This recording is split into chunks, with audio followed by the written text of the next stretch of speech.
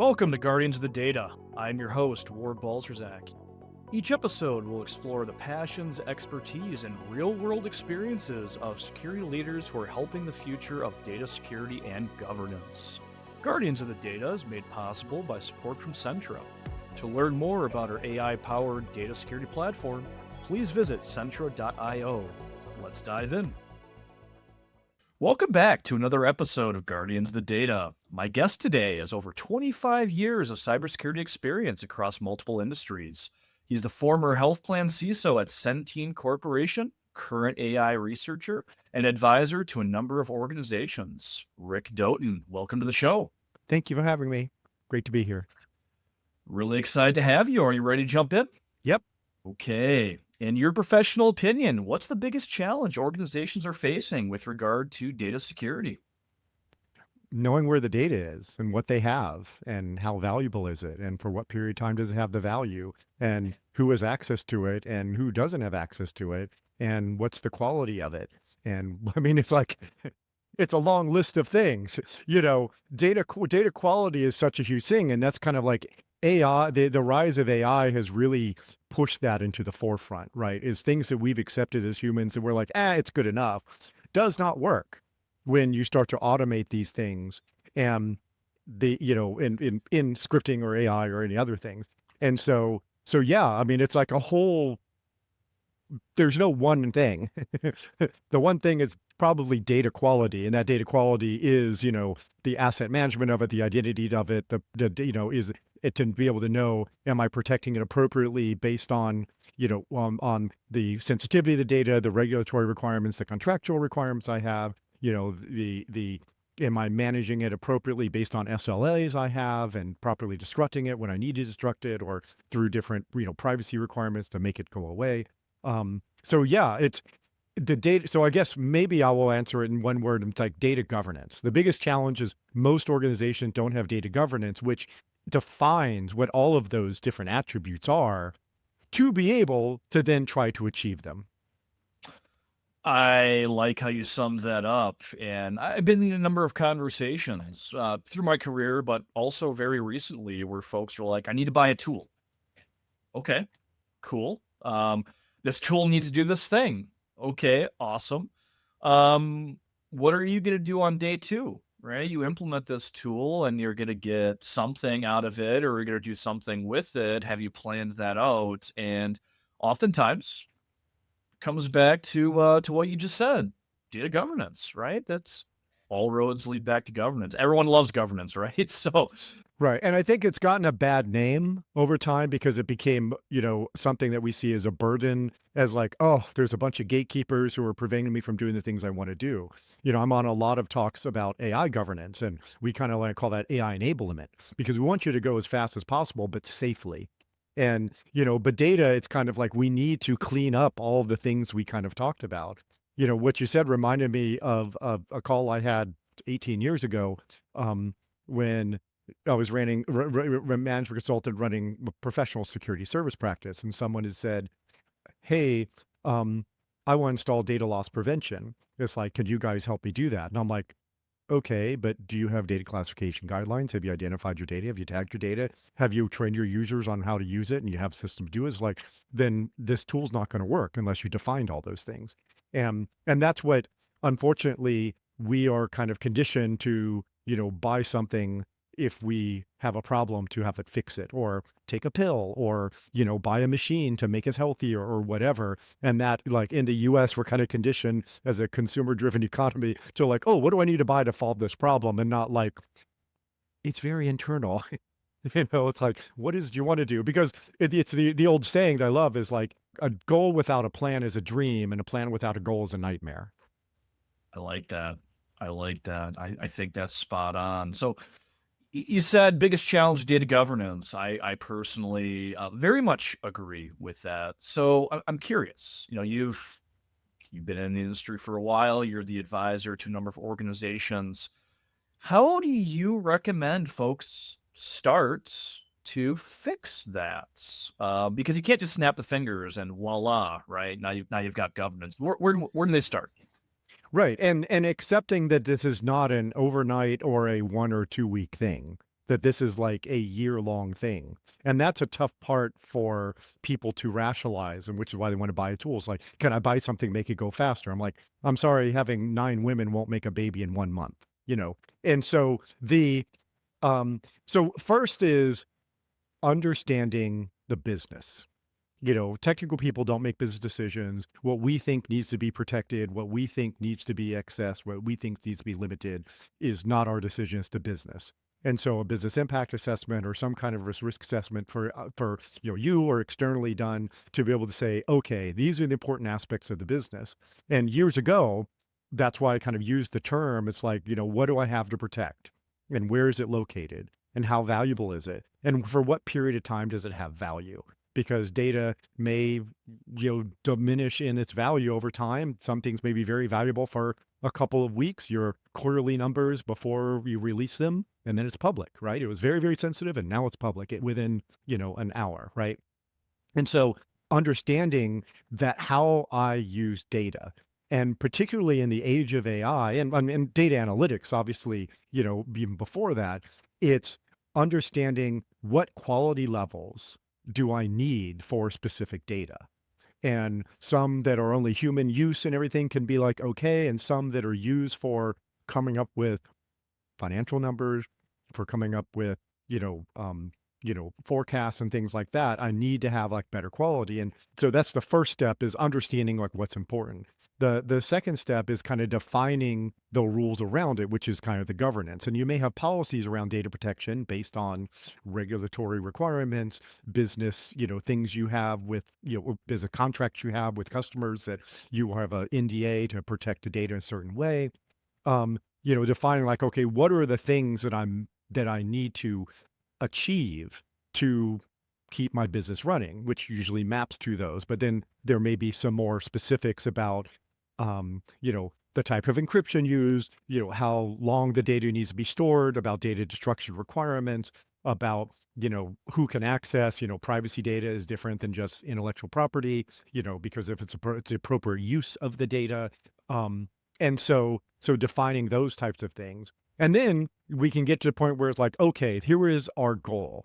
Our goal is to create a data governance structure and use to be able to achieve these things that we've defined. So now let's come up with the plan.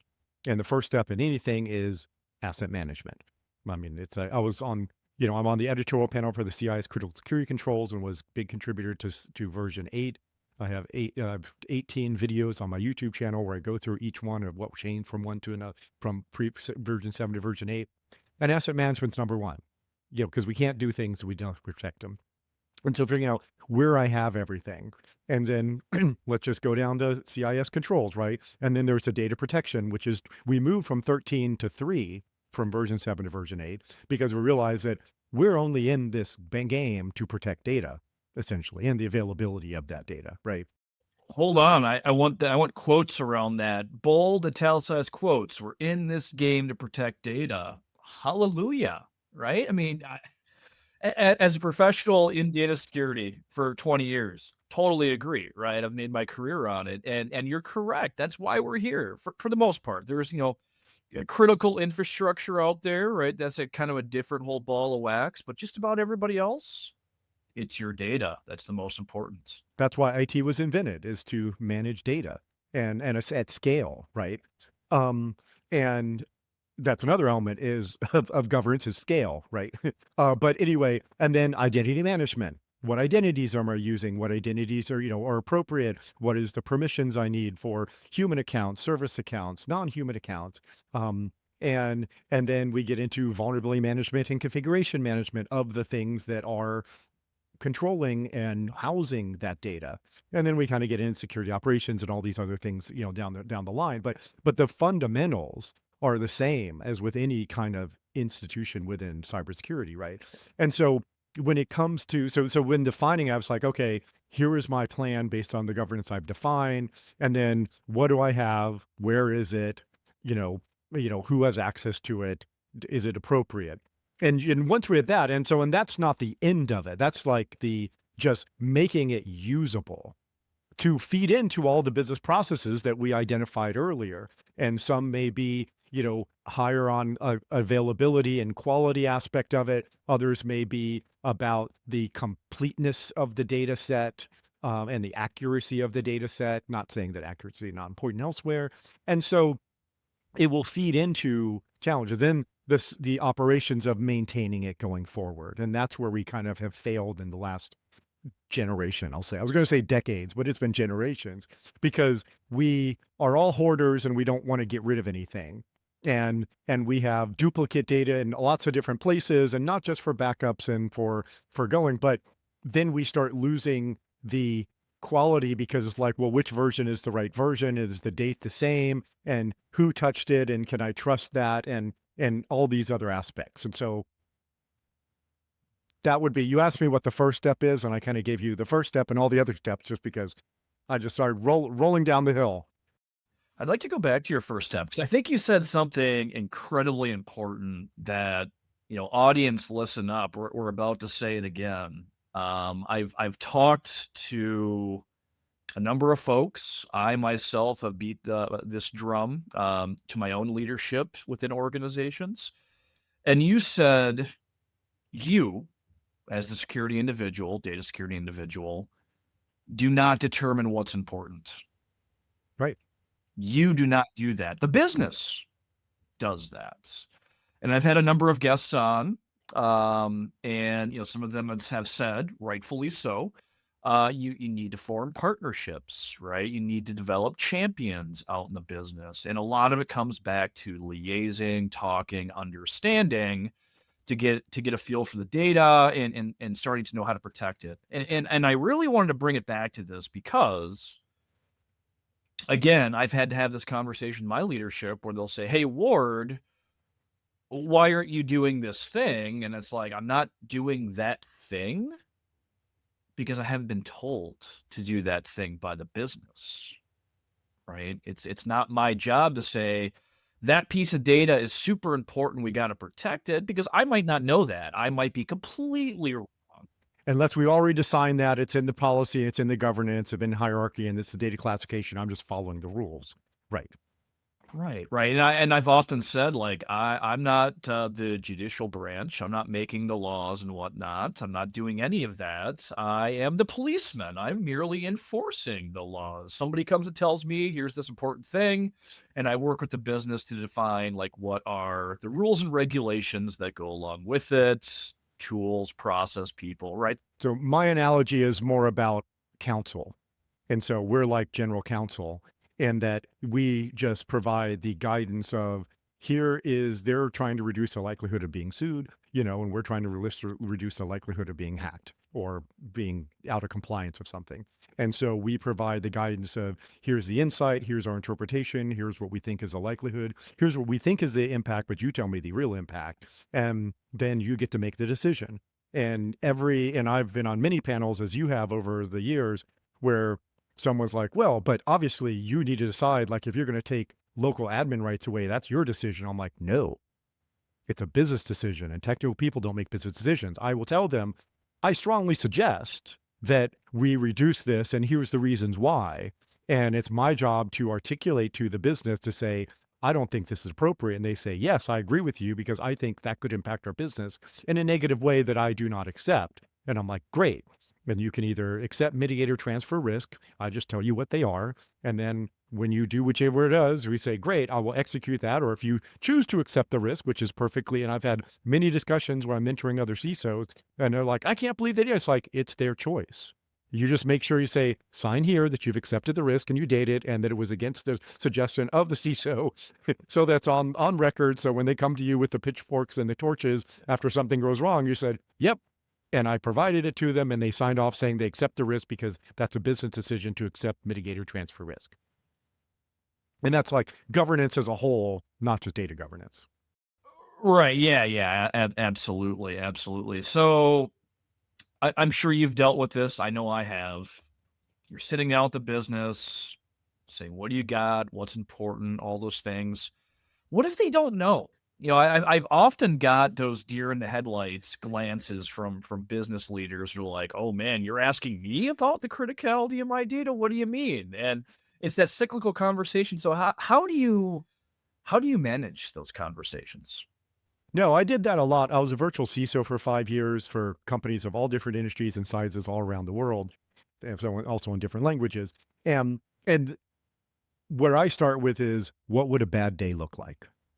It was like, what, and not the what keeps you up at night, because that's a trite thing, but it's like, what would be a bad day for you? It's like, it would be a bad day if I couldn't process this claim. I'm like, great. Now, what do you need to do to process that claim? And then we'll define, you don't need to know, but we'll define like what systems they are, where that data is located, what the kind of thing is. It was like, you got to talk to them in their language, because they get the deer in the headlights, because you're asking them somewhat a technical question. It's like, what data is important? They're like, data? What do you mean by data? It's like, what business process, what um, action, what goal do you have to achieve to conduct the business that you are responsible for in the organization? And what would be a bad day for you? And that's how I always start. And then we can kind of go back, because then they start overthinking it. It's like, well, I'm not the technical person. I've seriously done this with like sports teams and talking to, like the coaches, and the coach is like, well, I'm not the IT person. Why am I like even talking to you? Justin over here is the guy in charge of IT. It's like, it's okay, coach. I'm just going to ask you some questions, and just, you got to speak their language is the short answer. I like how you spun that. 'Cause, so many people and vendors, advisors, consultants, they always go to what keeps you up at night, right? I think that's the classic question we've been asking security personnel leaders for many, many years. And I think it's valid, right? I think it's valid. Right. But that's also, you're defining like, well, what do what am I, there are lots of things that keep me up the night that are not related to what we're talking about. Right, right. But I really like where you went. Like, what's a bad day for you? Because you're right. Depending on the persona you're talking to, or the business unit, the business itself, whatever, it's gonna look different. You brought up sports teams. I'm going to assume for a coach, it's probably a bad day if the opposing coach gets their playbook, right? Ironically, not really. No? The Okay. All answer is right. no. Ironically, it's not really. The answer is the film. Is being able to, and that was like the thing that this particular very legendary coach had told me. It's like, when I asked, what technology improvements in your career have really impacted the most, and which were the least the least effective for you, that and he said the film, because it used to be literally reel to reel film that 3 days later it gets processed and then you get to see it. And where it goes now, I'm watching it on an iPad when I'm on the plane going back, and I can go backwards and forwards and jump to a certain thing and zoom in on stuff. And it was just like, that is the most important thing to them. Yeah. So if that were like not available before the next game or whatever, that would be bad. Okay. Okay. So not even necessarily in that instance, their bad day wouldn't be that it's gone, right? The opposing team has it. The bad day for that individual is they don't have it at their fingertips to review. They need that information to be able to, like, what do I do next? It's like, where did we, but this is also very relevant to any other business process. It's not just about the, oh my goodness, bad people have my data or there's unauthorized access, because the real thing, not to kind of go down their business, is like, it's a very ancestral business. Coaches go from one to another. Everybody knows. And when someone comes in, they're not using the old playbook. They're going to come up with their own thing that they brought with them that was the playbook for the last team they work for, right? So it's like, everybody knows what everybody's doing. And also, duh, you have film. So you can like literally watch it and kind of see and enumerate that out. And AI probably does a good job of even coming up with all certain things.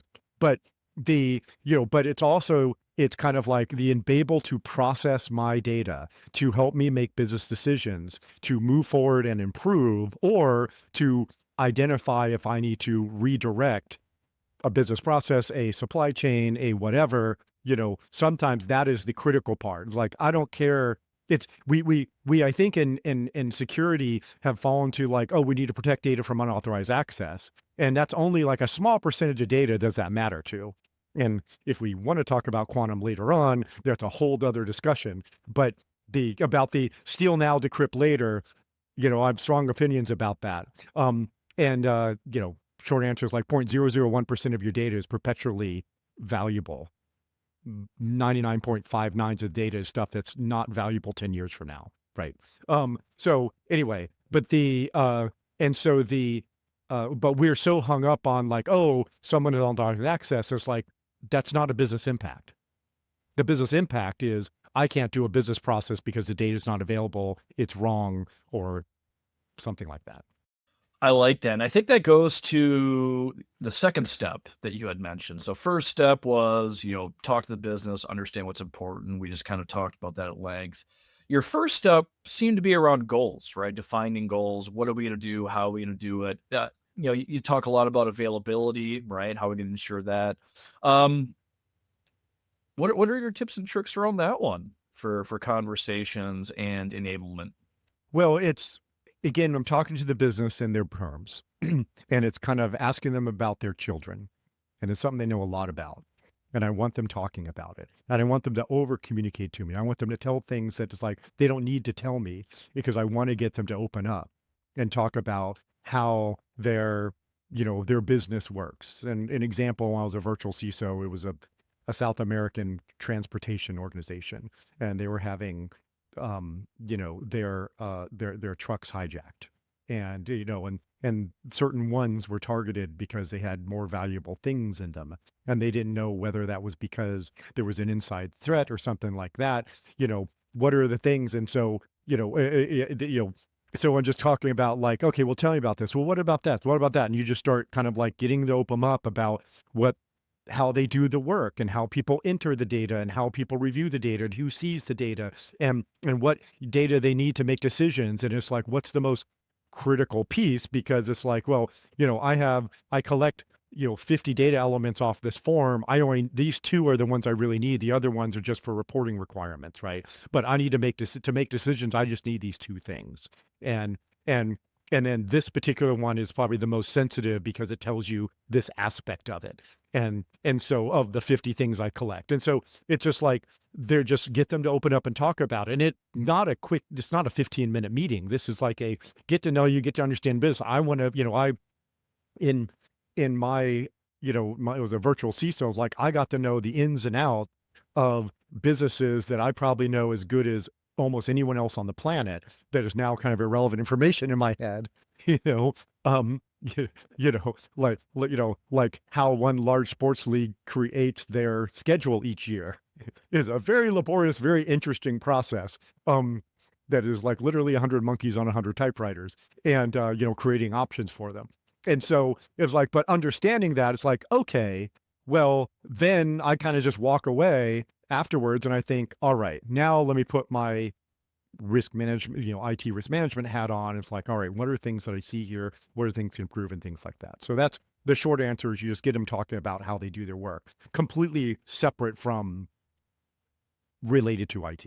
So you already started going to, I think, the next step, which is, you have all the conversations, and then you put on your risk management hat and you do things. So let's talk about that a little bit. So you got a lot of data. You've had a number of meetings, right? You've made those business folks your best friends or worst enemy, I suppose, depending on how those conversations went. No, I mean, if they hate you at the end, then you failed. You need to like show them that you're here to help them, and you need to make them feel comfortable. And they're usually like scared that you're going to like make their life harder or identify something, and to the security people, because you work with security, right? And they're like, oh my gosh, don't get me in trouble. And so you need to really attune to them and make them feel comfortable and make them want to open up to you and make them really feel that you're here to help them. Hallelujah, right? There's plenty of folks, there's plenty of organizations out there that I've talked to for sure. I'm sure there's a lot more that I haven't, where security is still looked at as Big Brother, right? The business leaders, the business teams, your day-to-day folks, hands on keyboard, they hate the security folks because they're always trying to get them in trouble, right? Air quotes on that. It's a real bummer when that happens for sure, because it's hard to get anything done at that point when it's adversarial from the start. Yep. No, and that's bad. And I've trained Yeah. a lot of people away from thinking that way. And it's an old school thinking because, and it's a personality of the leadership on the security side that's failed on that point. Because IT risk management is not about protecting IT, it's about protecting the business. And everything we do is like to support the business. It's not anything that my ego has anything to do with what I think we need to have from an infrastructure, number of people, or certain departments or everything. It's like, what do we need to do to protect the business? Frankly, from having an IT infrastructure. Right. Right. So really going to that next step, putting on the risk management hat, sitting down, kind of consuming and likely developing plans. Where do you go? What's the next items in that next step for you?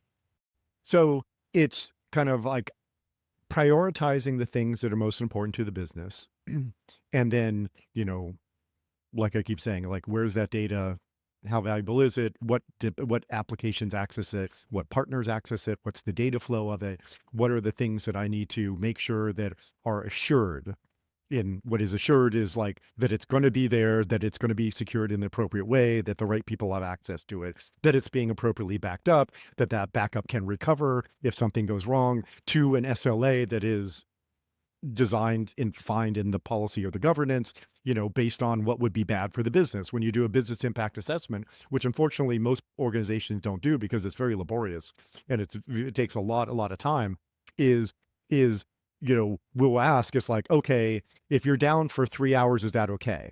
And then we say, yeah, 3 hours is fine. It's like, well, about 6 hours. Like 6 hours would be kind of like nervous, but we can still survive. It's like after a day, it's like if a day we're dead in the water. Like, okay, great. So this is the marker, is we need to make sure that the availability is this thing. And that's kind of part of it. Yeah, when, and that's not the question I asked the first time. So then we come back and we do all the stuff that I'm talking about now. And then we kind of say, I'm going to have very specific questions. It's like, what we've identified is these 5 applications are what you use to manage your, your trucking thing, right?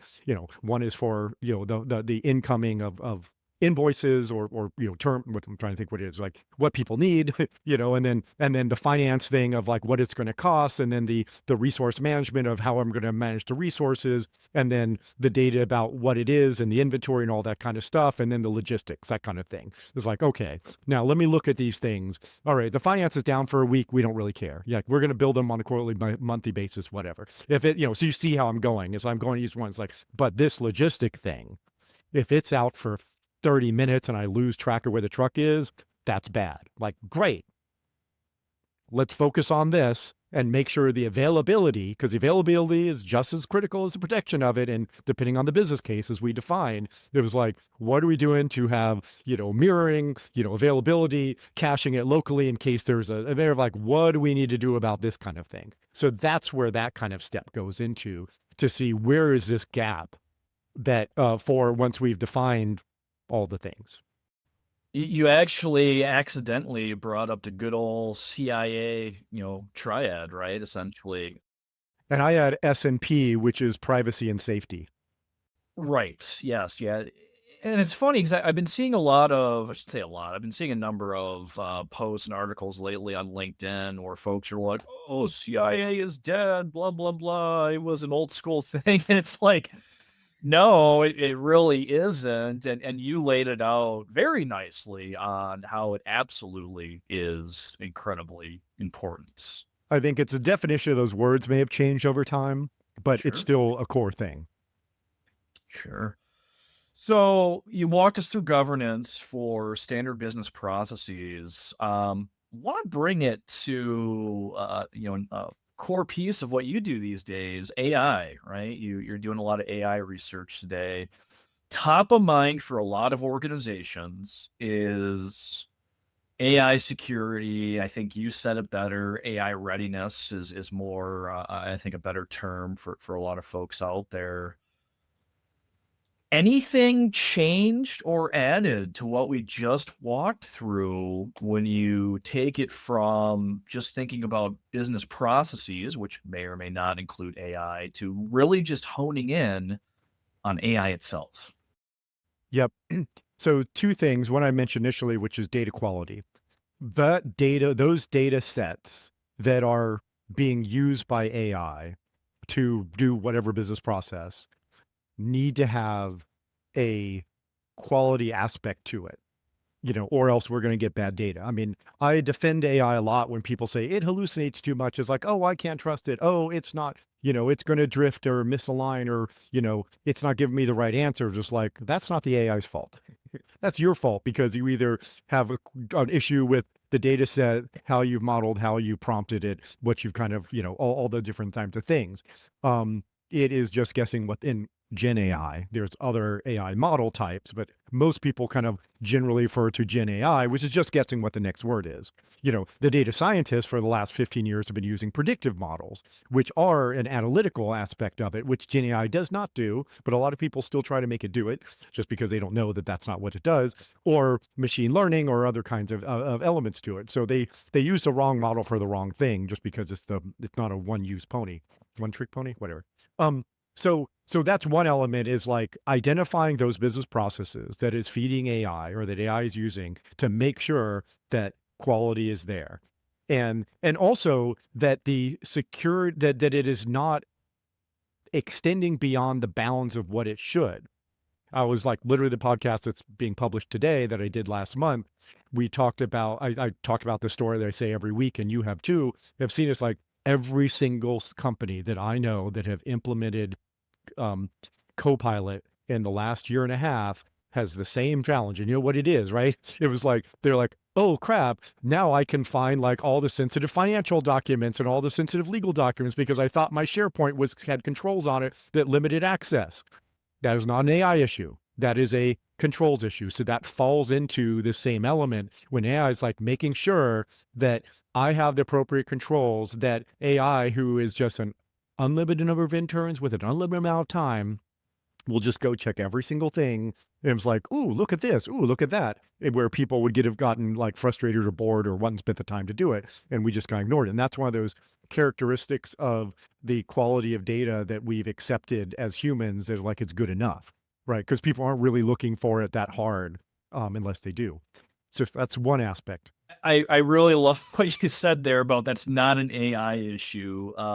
Absolutely. I remember when one of the organizations I was working for, they were trying to bring AI in or figure out what AI, a future of AI meant for the organization, and they were getting scared. Oh, what if, right? Somebody goes and searches through the Copilot and finds, board notes that they shouldn't. What if they go and find, so and so's salary? What if they search and find out they're on a RIF list? It's like, yeah, sure, but to the point you just made, they could just, sit there all day and search and poke around themselves and find it, right? If it's exposed through the Copilot, it's exposed in other They means could as have done well. it before that as well. Right. It's a permissions Right. issue with it. Yeah. Yeah. And everyone likes to blame AI right now for that. Yeah, it's easy for that. And so that's like the one side of it, is the the making sure that we have done all the fundamentals to access controls especially, and data quality issues, and we're not like duplicating, we don't have duplicate sources that are contradictory and things like that, right? If we're going to do stuff. But the second one is actually opportunity, and the opportunity to make a lot of the things I just said a lot faster, right? Where I can have it look at things and give me analysis that, that even the business owners may not understand, when I'm kind of looking at like, okay, here's what I'm thinking about, like, where do we see, and I often use it more just as a sounding board or brain in the jar, to was like, and it's funny, I have like a son. My oldest son is like way smarter than I am, and so often I'll just like sounding board him on things, and he'll come up with stuff I didn't even think of. And so it's like, so I'm very used to doing that. And so I'm like, okay, here's what I think. Like, what do you think? And it could be like, oh yeah, no, you're totally don't get it, and let me prompt you. It's like, yep, no, okay, you're not bringing anything I haven't already thought of, but you might. And so Sure. that's kind of an opportunity there.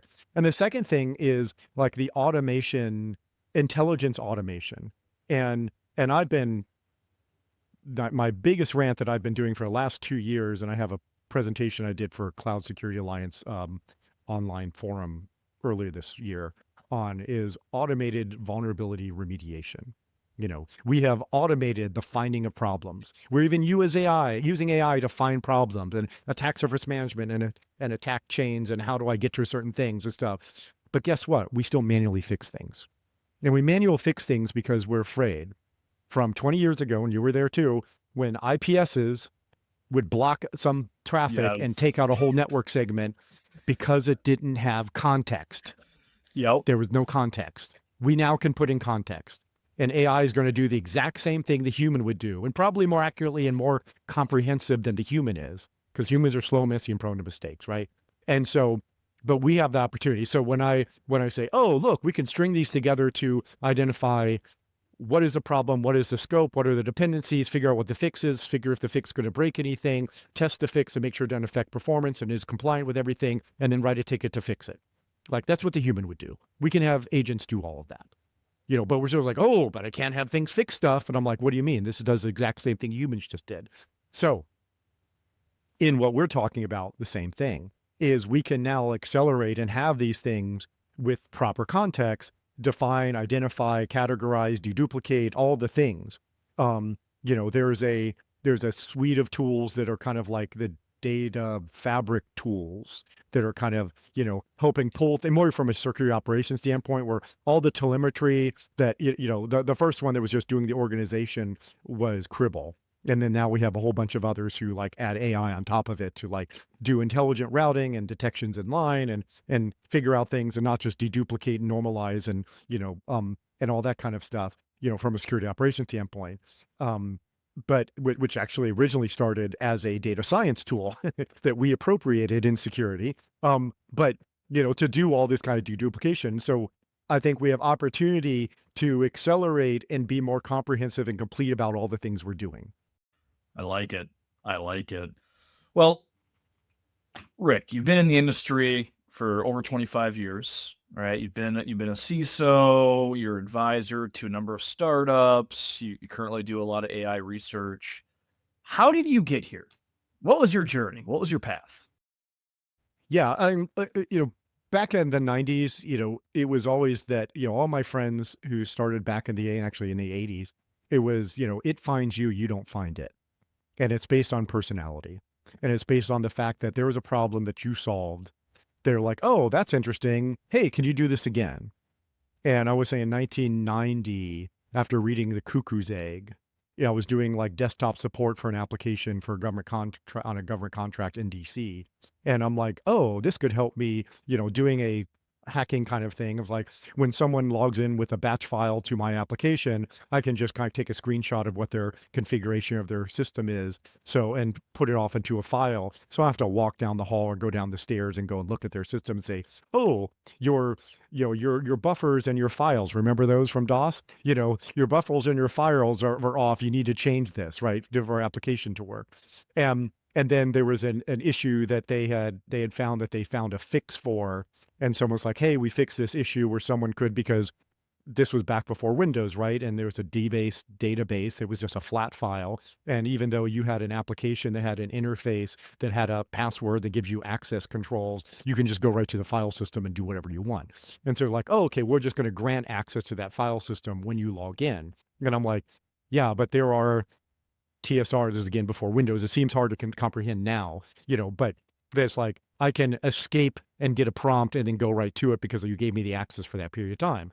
And so that was like the first like hack that I did to help them shore up how this thing would work to make it more secure. And then it kind of went from there. And then you have this mindset. That's kind of the neurodiversity talk that I've done at RSA and a bunch of podcasts on. It's the pattern matching, fluid reasoning, troubleshooting, these kind of skills that we have. And so if you have those skills, you naturally kind of gravitate to this industry. And that's what happened to me and most of my peers back in the day. So what got you to the CISO? So I mean, I heard desktop support, you did a lot of interesting things, then eventually you got to what some, not all, but what some would say is the pinnacle, right? Or the top echelon of, a security role, essentially. Right. And so, yeah, I kind of skipped over like 20 years of that of stuff from that, until I got to that point. So I guess what I'll say is like the speed run of the career was that in the 90s I was building applications and platforms and online things, and so it was a lot of networking. And then I happened to work on an FBI project where they were very, very security sensitive, and so they had us pushing a lot of stuff and doing very early on VPNs and multi-factor authentication in the mid 90s before it was cool, and doing all kinds of interesting like web security things and logging and incident response. We used the first IDS that was a bunch of Perl scripts written by Lawrence Livermore Labs, back in the late 90s. And so that kind of got me into, and then I got asked to do an ethical hacking project. And I was like, this was like in 98. And I'm like, I don't know anything about that.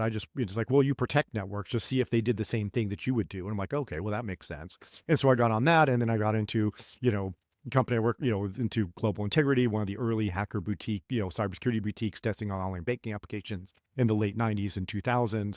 And then I ran the ethical hacking organization, which then expanded to incident response and forensics and risk management and all these other kind of things, which got me up through acquisitions into being a chief scientist for cybersecurity at Lockheed Martin 15 years ago. And I was the face guy, and I talked to all of the leadership. I was the one who did the demos. I was the one who did the tours of our innovation centers.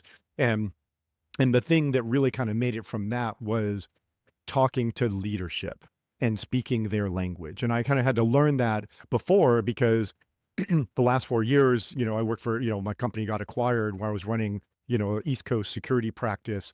I was the one who did the executive briefings. And so I'm talking to the CIOs and the COOs and the CEOs. And so I have to learn to speak their language. And that's kind of like, that's the Rosetta Stone of getting to there, is understanding how to speak the language and articulate it, but still having the technical credentials and be able to, the respect and understanding what the team is doing enough to then like translate it into what the business needs to know of how to do that. And then that's where I got into, in the early 2010, like 2012, getting into my first CISO role. That's quite the journey, for sure. And I think that's maybe a little inspiring to some of our listeners, hopefully, where I've heard this many times actually. Not recently, but a lot of folks, there's this idea that the only folks that become CISOs are from a GRC background, right? I feel like there's a lot of folks that don't understand you can be somebody who's, boots on the ground, hands on keyboard, developing code, developing scripts, doing red teaming, whatever. And still, right, if you build those skills to your point, learning how to talk to business leaders, like you could get to a CISO role if you want that to be your path. Like there is no ceiling. There is no direct path, and the real answer, and that's why, as you to enforce your point, is like the GRC folks already know how to talk business language and business risk language. Technical people have to acquire it, right? And ironically, my friend Joji Paul had written an article like a couple of years ago that's on Medium, where he went and did analysis of the Fortune 500 CISOs and what their career path was, and the largest group actually came from security operations. Oh, wow. That sounds like a good study right there. I'd like to see that myself sometime. Yeah, you can go search. It's on Medium. To go search for his name and search for that topic, and it'll come up. But yeah, so he did analysis on that, and so, but there is no direct path. Just like in cybersecurity, there's no direct path into cybersecurity. You don't. We've kind of, unfortunately, we've kind of misled a whole generation of saying, oh well, go to the school, do these things, get these certifications, and you become a cybersecurity person. There's a tremendous amount. There's probably the most important feature is your mindset and how you think, or you think fast, think slow, all these different kinds of things. And it doesn't mean one or the other doesn't work. It's like there are certain things that allow you. In my neurodiversity talk, I talk about the, people who are single threaded versus multi-threaded. And so multi-threaded people are ones who can do multiple things at once. They fail quickly. They'll run forward with little information. They'll just figure out what's going along. And they make great ethical hackers and incident responders. And frankly, good bartenders and good waiters too, right? And doctors and all these things where you have to like handle multiple things and redirect and refocus on something. And then there's single-threaded people who are meticulous with every step, afraid to fail, and won't take that first step unless they figured out all the steps. And that's fine. They make great forensics people. They make great project managers. They make great developers. But I just want to know what I'm working with and then encourage them into the thing that makes them comfortable. Because a lot of people's like, oh, I want to do pen testing. It's like, yeah, you don't have the right mindset. And I wasn't able to articulate that until about 3 years ago. Years ago, I would just say, yeah, it's more academic mindset does not work for pen testing because we can accept that multiple things can be true at once, and we just need to rationalize and troubleshoot it until we figure out what true is.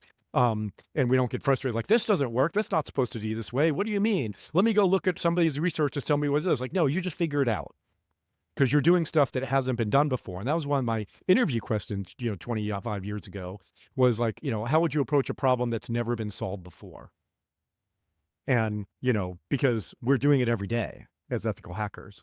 And there's a certain mindset is more comfortable with that than one who than not. So I can't say I've ever been asked that question myself in an interview. But that's a great question to kind of get a feel for their thought process, how they go through it. Do they get flustered quickly? Right? Right. Well, that's how the initial reaction is the answer. It's like whatever they say afterwards doesn't matter. It would just like, oh, cool. Well, I would just try this thing and I troubleshoot and I see what works and I try to identify what things happen and blah, blah, blah, blah.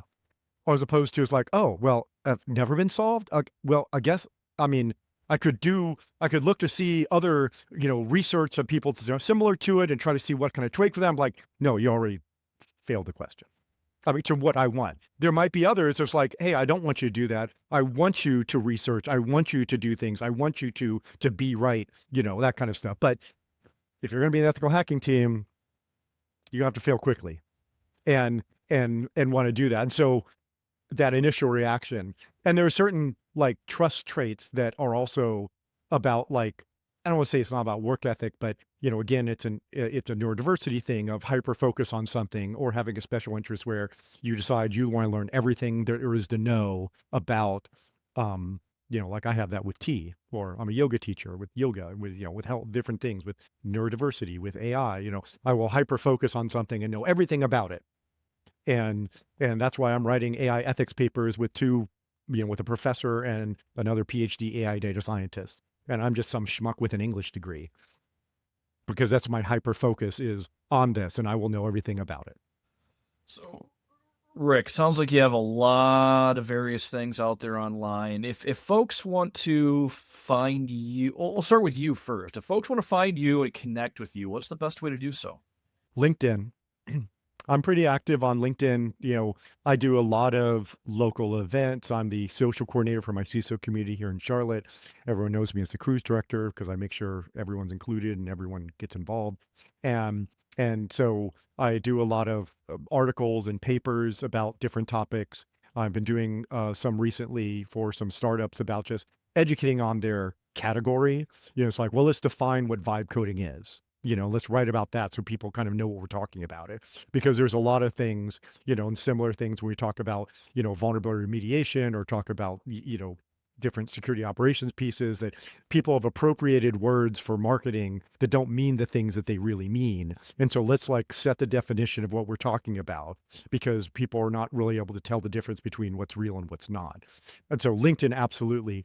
I also have a YouTube channel, Rick's Cybersecurity Videos, where I have videos. I haven't updated that much, but I have a lot of videos about either talks that I've done online that I've just cut and pasted in there, or there's, I was on the editorial panel of the CIA's critical security controls. And so I have 18 videos from when we released version 8 about what changed between 7 and 8 and how we got to those things kind of, and that's in the YouTube channel as well.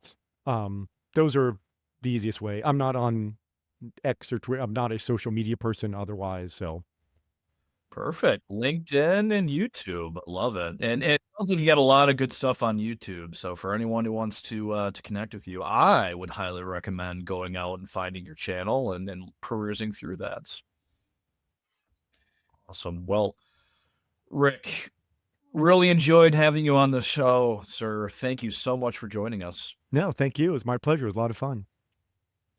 And big thank you to the audience. Really hope you enjoyed today's episode and learned something. Please tell others in your network to follow and listen. This has been another exciting episode of Guardians of the Data. See you next time. That's a wrap on another episode of Guardians of the Data. Thanks for tuning in. For show notes and more, visit guardiansofthedata.show. Guardians of the Data is made possible by support from Centra. To see how we help organizations discover and classify all of their data accurately and automatically while quickly achieving petabyte-scale data protection without the fuss, please visit centra.io. Catch you next time.